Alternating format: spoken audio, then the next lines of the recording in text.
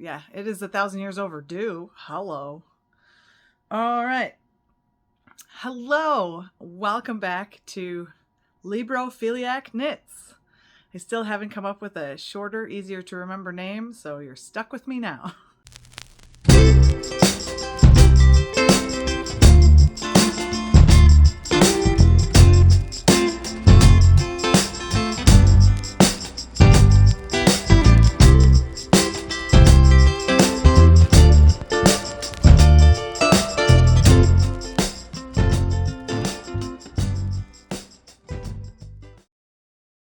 Hi, welcome back.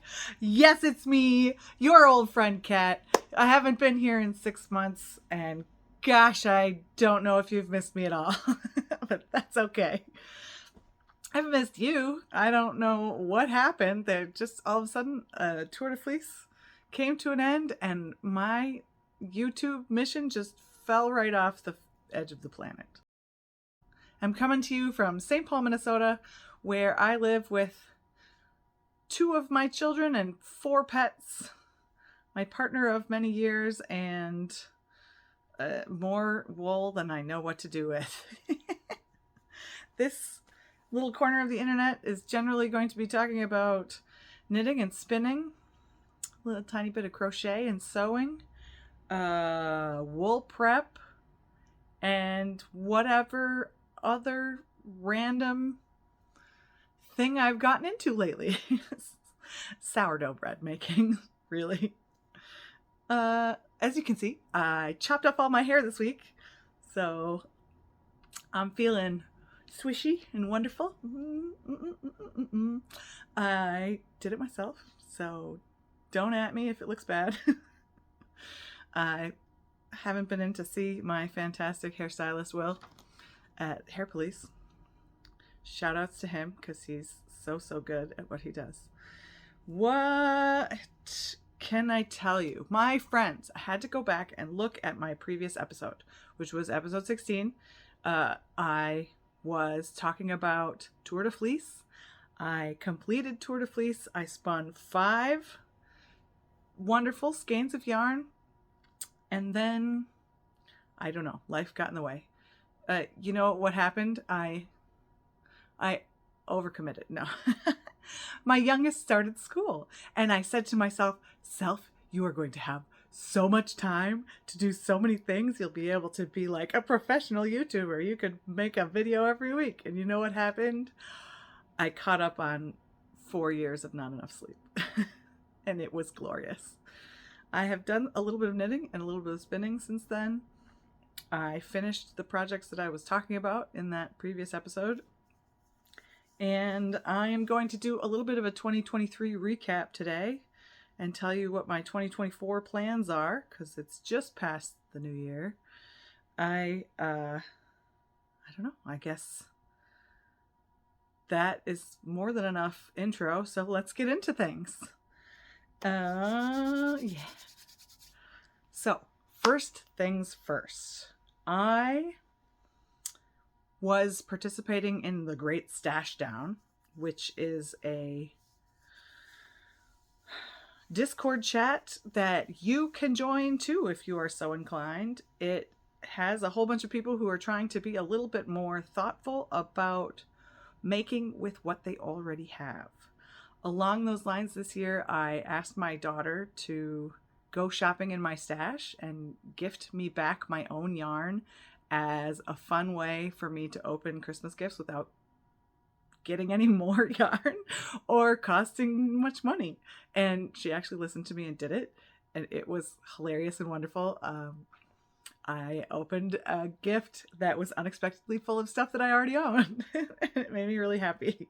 I don't know if you sometimes enjoy the act of opening the present more than the present itself, but I'm definitely one of those people. So, what did I bring up the Great Stash Down for? Well, to say that over the course of last year, I managed to knit or crochet, whatever, use up 3,873 grams of yarn, for which I am very pleased. And that was a total of 24 projects. Of those, 8 of them were finished since last we spoke, and many of them were gifts. So I will show you what I can. First up, I made myself 2 Harlow hats. This is the second one. The first one was supposed to be for me, and my dad stole it.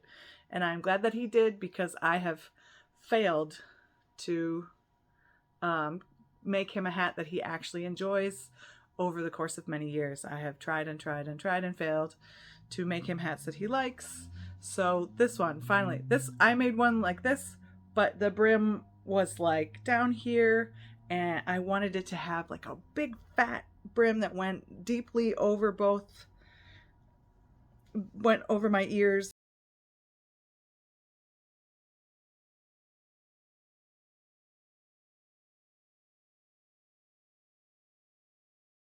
And this one doesn't do that. This is just what was left over, and it was just enough. I won the yarn chicken with just a tiny little ball, and I have a hat that fits me, so that is fine.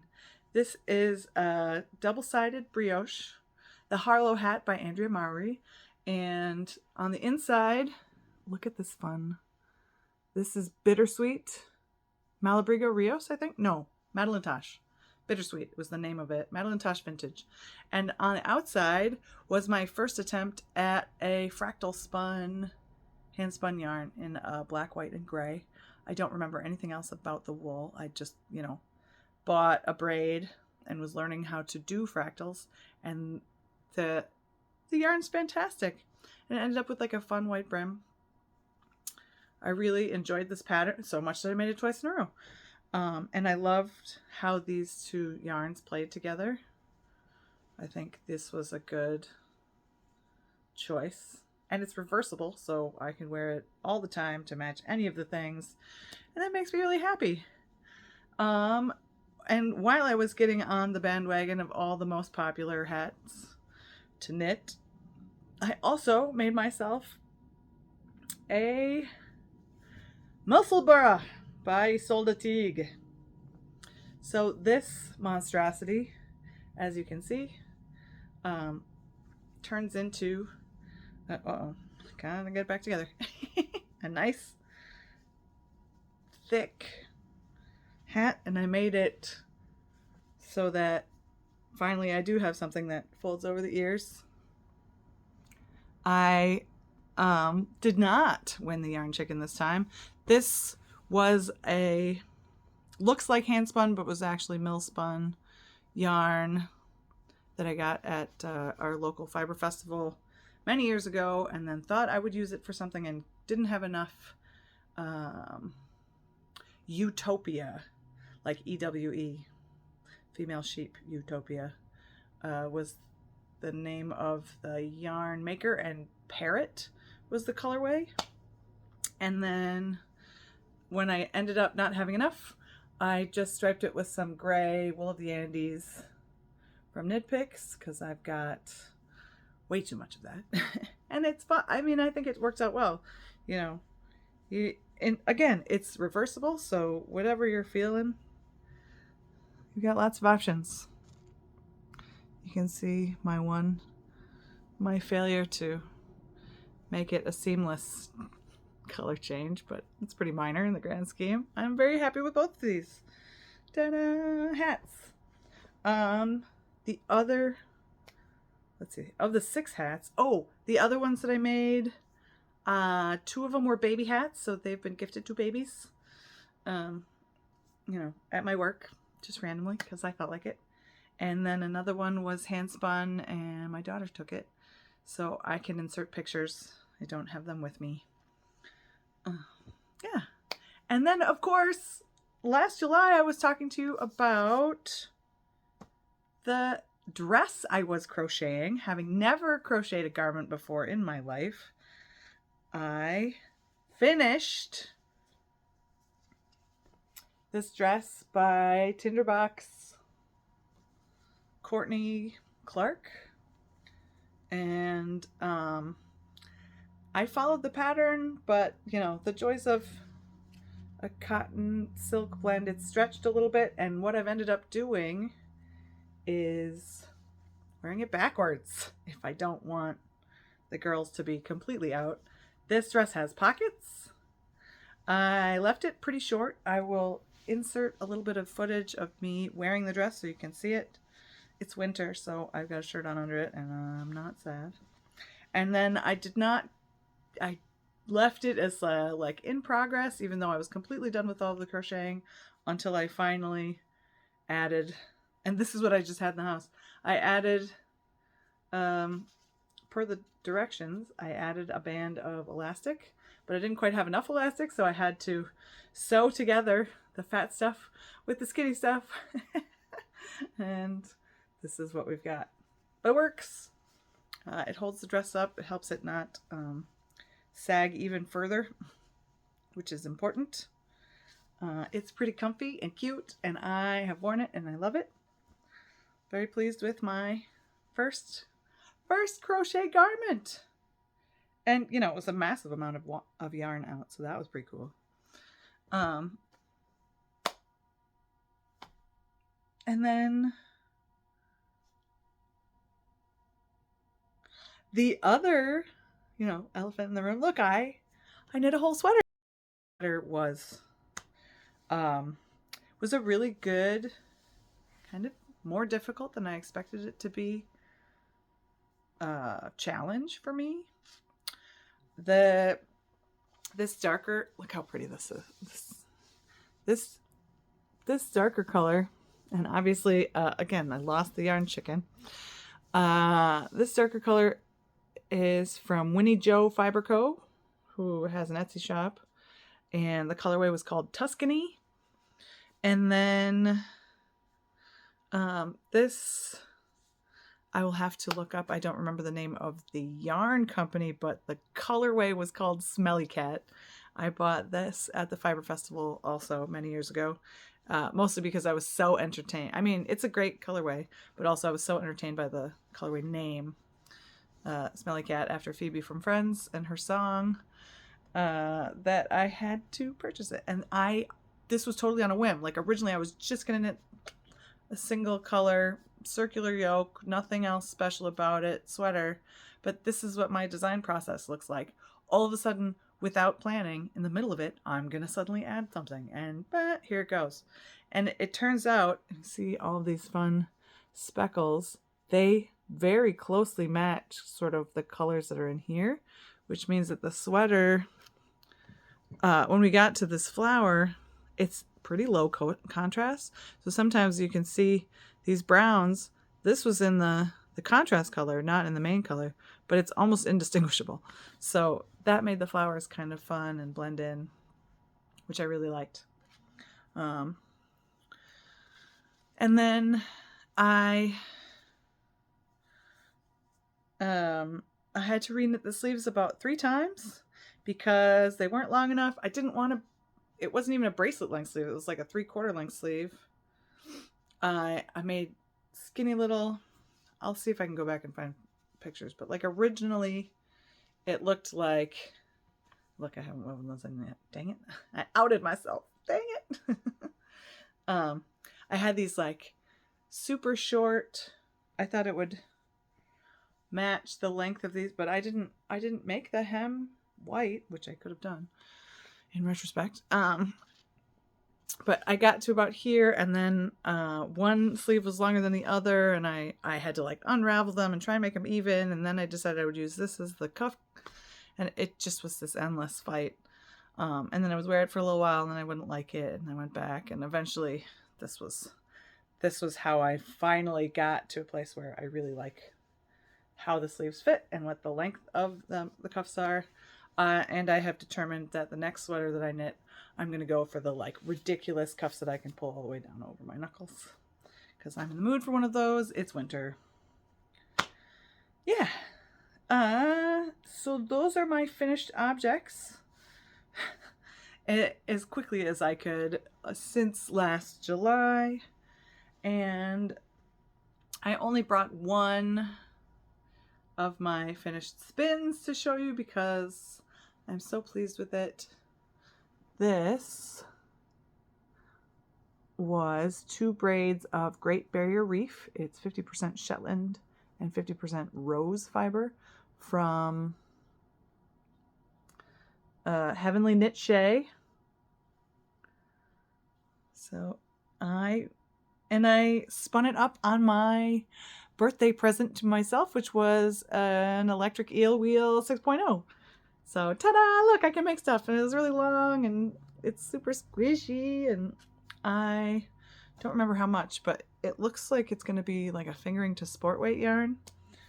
And now I just have to figure out what I want to do with it, but that's a problem for a different day.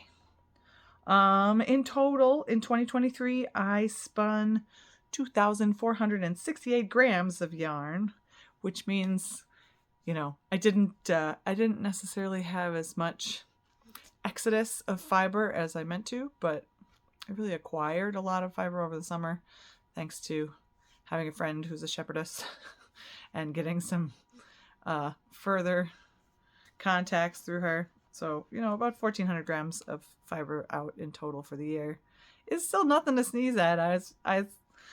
A lot of it, it's fun new spinning that I'm excited about. So that's been pretty great. I, in 2024, have tasked myself again with the goal of trying to spin. Oh, well, I told you I had like 3,800 grams of yarn that came out of my stash. It ended up being about 9,000 yards. Some of my hand spun, I don't really have the length of it appropriately listed. So I had to sort of fudge that number, and my original goal was to get 10,000 yards out. So it was really close. I'm not sad about it. So this next year, it's sort of the same deal. I want to attempt another 10,000 yards, or I'm saying 5,000 grams of yarn out. And I'm not holding any of my spinning against that number, not really, because yes, I'm acquiring new yarn, but it's already here in my stash in a different format. So I haven't been purchasing any yarn except for I did purchase 3 skeins of yarn for a very specific Christmas gift. I'm still in the process of knitting it. It's a hat for my auntie. I'm not bringing it in to show you right now, just because I forgot it, and we've got more than enough stuff to talk about. So anyway, 2024, I told you my like basic weight or distance goals. But my other goal to myself was to actually use my Ravelry queue, like have it appropriately set up so that it does inform my choices. And while I was in there, I had a look at what I have listed in my WIPs. My works in progress in Ravelry says that I currently have 10 WIPs that exist in real life, and there are 13 things listed on Ravelry, but 3 of them I made pages for things that don't exist. Like I haven't cast them on, I don't necessarily have yarn.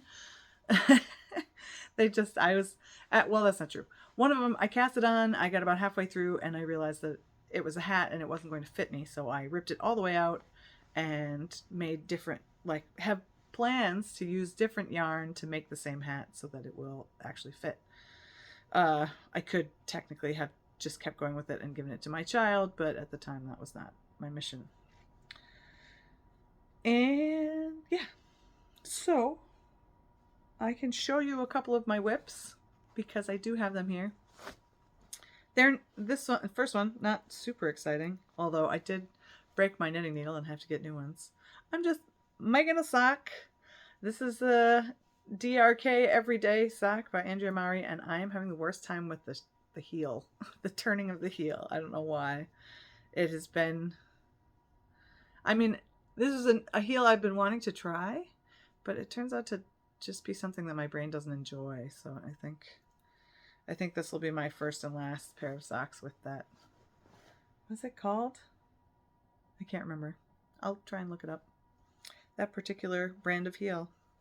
I think I might like it if it didn't also have the 2x2 ribbing, which is supposed to make the sock fit better, but it's not my favorite. And then I decided this year again to participate in the last year, to participate in the West Knits Knit Along. There was some drama around it. I thought that Stephen West did a magnificent job of apologizing appropriately. We often hear, cancel culture gets real fired up about non-apologies, and I don't think he did that. I think he did a great job of, making it clear what he had done wrong and what he was doing to change that, and not only how he felt about it, but sort of letting people know that it wasn't like he didn't need to be defended for his choices. He needed to be clear about his apology, and that is what he did. He didn't try to defend himself. He didn't try to say, like, sorry, you're upset, but I didn't do anything wrong, which is often what some of the non-apologies seem to be saying. He said, and I'm not quoting, and it's been a while because this, was back in October. But the gist of the apology, what I got from it, which I really appreciated, was, I'm wrong. I'm not going to, like, he immediately took down, it was, the pattern looked like something it wasn't supposed to. He hadn't seen it while he was designing, and when someone pointed it out to him, he was mortified, and he immediately put out a different, he changed the pattern, which he often offers more than one option in case people aren't capable of doing something that's tricky. So he immediately took out the part that was questionable and re-released the first clue of the pattern without the questionable bit, and then told everyone, look, this isn't okay. What I did was wrong. I didn't mean to, but that's not the point. It doesn't matter if you don't see the questionable bit.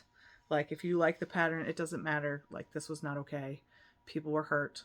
I'm not okay with that. And I just thought that was so great. Anyway, that didn't stop the fact that that didn't change the fact, and I don't feel like I'm spoiling anything because this pattern's been out now for months. But so here's as far as I've gotten with this beauty. And I did use my hand spun for 2 different colors in the pattern. It's supposed to be a gradient, but clue 3 is just, it stymied me.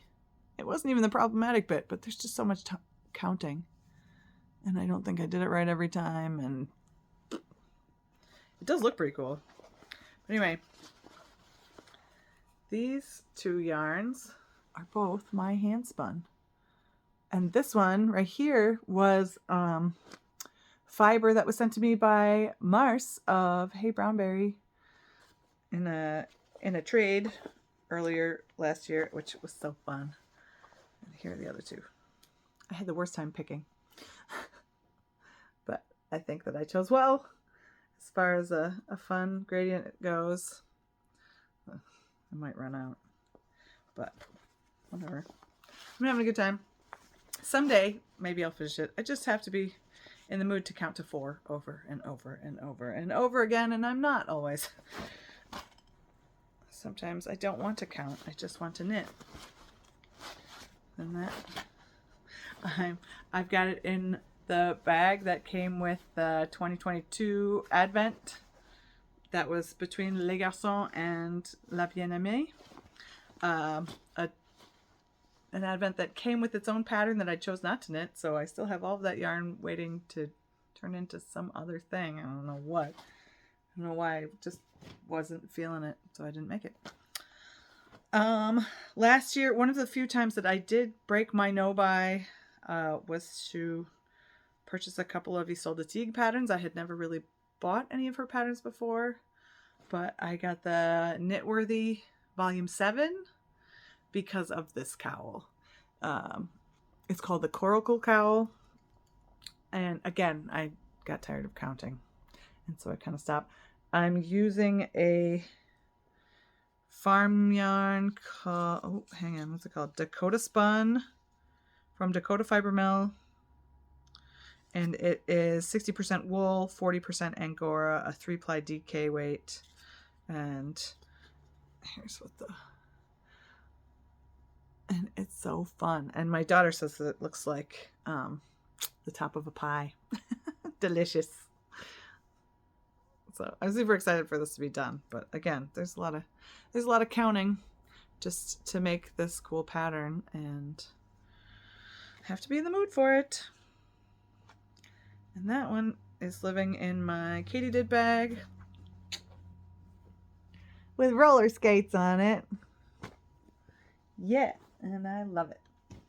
What else did I want to show you? 1, 2, 3. I mean, I don't think I've made a ton of progress on my crochet blanket here. Let's see where we're at.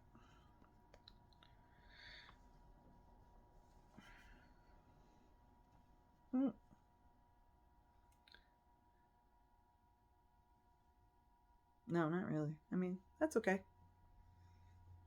Speaking of mindless fun, my dear friend Wax gave me this lovely yarn to use, and it is,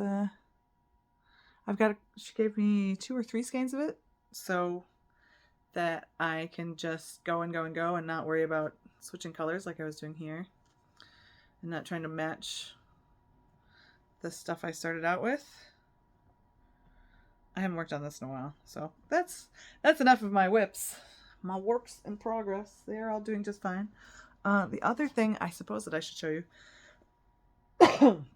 excuse me, that was a finished object, was I got the old sewing machine out for the first time in many years, and I made myself some project bags. Look, I made this. I sewed this myself. I'm so excited. Excuse me. Let's have a sip of coffee and see if that helps.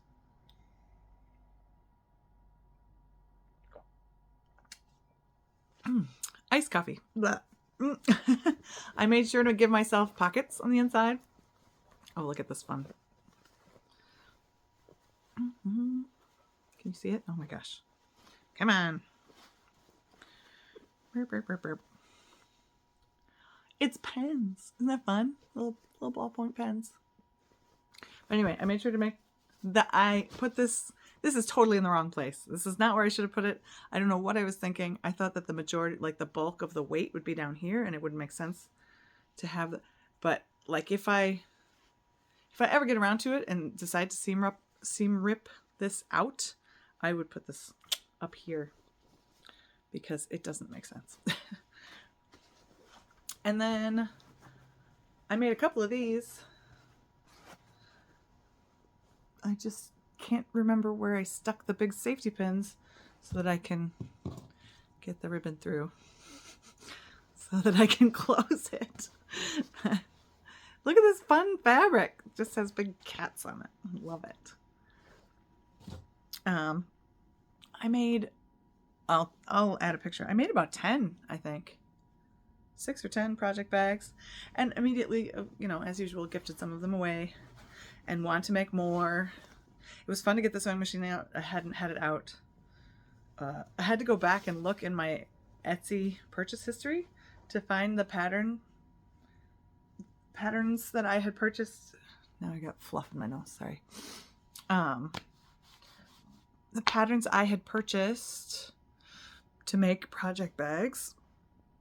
I bought them in 2019 or 2018. It had been a very long time. So I got those back out. I found some YouTube videos and used those. And then once I sort of got my feet under me, I just looked at some of the project bags that I had in the house and figured it out for myself. And that was a fun challenge too. And I made some pretty cute stuff. And when I didn't have enough ribbon, I just crocheted a single chain of crochet and used that. Do I have an example of that? Yeah. As my string. Here's another one. This one is also kind of messed up. It's not, it shouldn't be like, it's huge, right? Like it should probably have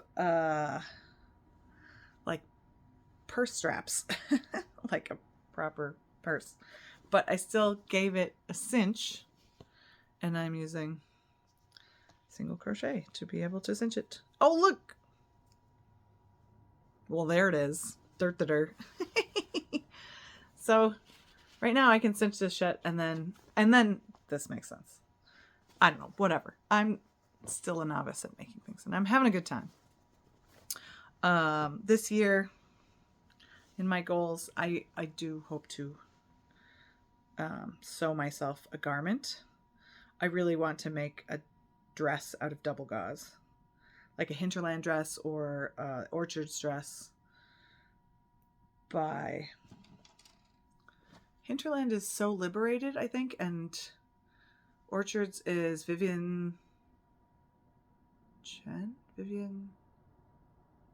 I want to say Vivian Lee. No, that's the lady from Gone with the Wind, not the designer of a sewing pattern I really enjoy. List it in the description box below. Yes, that is what I usually do. Okay. I'm going to edit all of this.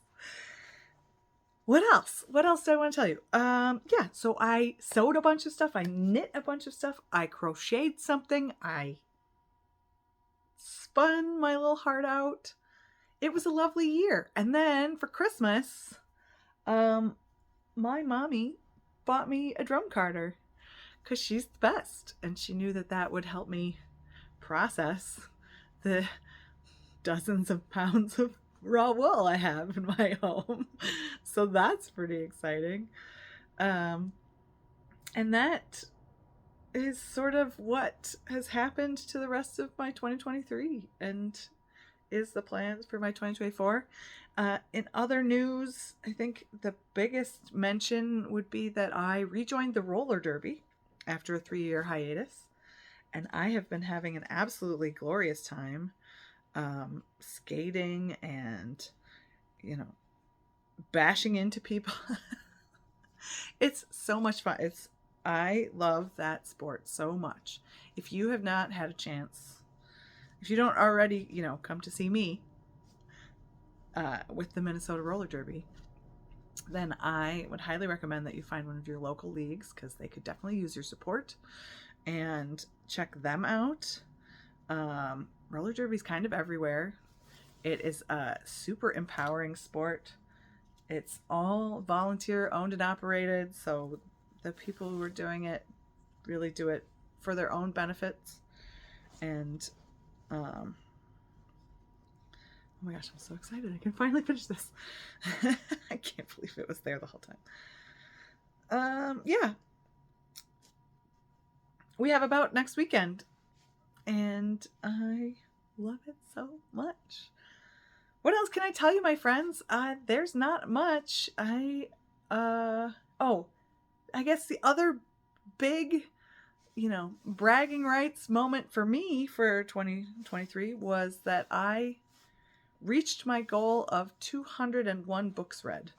I may have padded my numbers a little bit with occasional children's books or novellas off of Kindle Unlimited, but I'm not sorry, because according to my story graph, I read 55,000 pages last year.